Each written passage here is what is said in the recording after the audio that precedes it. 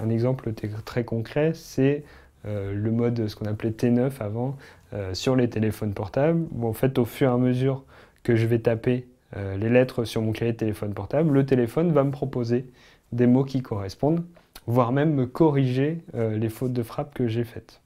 On peut se dire comment est-ce que le téléphone est capable de faire ça? C'est ce qu'on appelle un arbre à préfixes.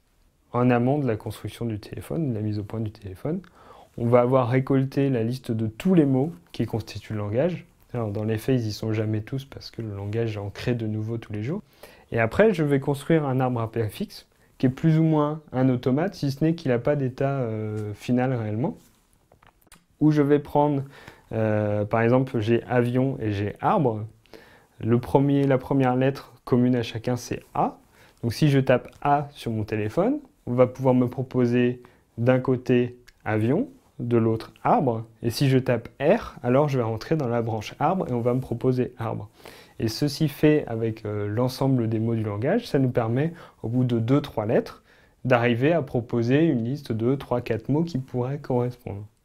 On peut rajouter là-dessus quelque chose d'un peu plus intelligent, où on gère les fautes de frappe, où l'idée c'est qu'en fait, étant donné le préfixe que j'ai tapé, donc les 3 premières lettres, je propose les mots qui sont accessibles, et si j'ai pas de mots accessibles, je propose les mots qui commencent potentiellement par ces 3 lettres à une lettre près.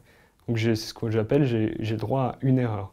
Donc si je tape A-R-V, j'ai aucun mot qui correspond, mais potentiellement j'ai avion, où en fait il suffit de supprimer le R pour retrouver avion. Donc je vais pouvoir proposer avion en plus.